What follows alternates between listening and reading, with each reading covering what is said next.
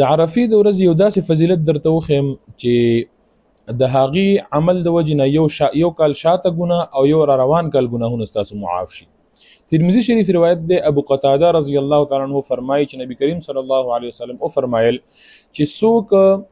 د عرفې د ورځې روژه ونیسي، د غټ اختر نه چې کوم راشاتنې ورځ وي، نهمه ذوالحجه باندې عرفې د ورځې روژه ونیسي،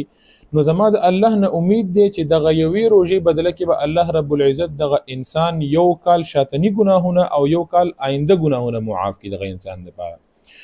د ګناه معافی حواله سره هم دا خبره ذهن کې کیدی چې کوم حدیث کې هم د ګناه د معافی ذکر راغلی چې ګناهونه معاف کیږي، او هغه کې د کبیره ټکی ورسره خاص طور سره نه دی لیکلی چې ګناه کبیره،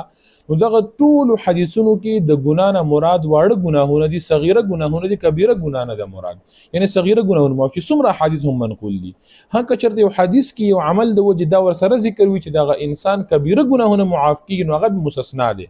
کبیره ګناهونه صرف او صرف په دوه خبرو سره معاف کیږي، یو دا چې ته توبه وباسي، الله ته رجوع کړي، دغه ګناه نه توبه وباسي، او دویم دا چې کوم داسې عمل وي چې حدیث کې ورسره صراحتاً دا ذکر وي چې یاره په دې عمل سره دغه انسان کبیره ګناه معاف کیږي. نو دغه دو لارونه علاوه د کبیره ګناهونو هیڅ قسم معافي نشته دی. دا څومره حدیثونه چې منقول دي چې ګناهونه معاف کیږي، ګناهونه معاف کیږي، ګناهونه معاف کیږي، دینه صغیره ګناه مراد دي، کبیره ګناهونه نه دي مراد.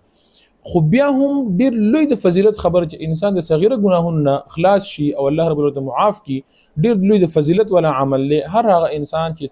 طاقت او توان لري باید چې دغه فضیلت نه، دغه ورځ نه، دغه موقع نه فائدہ اوچته کی، تر څو دغه یوې روزي بدل کې الله رب العزت دغه انسان د پاره د یو کال شاتنی ګناهونه او یو را روان کال ګناهونه دغه انسان د پاره معاف کی.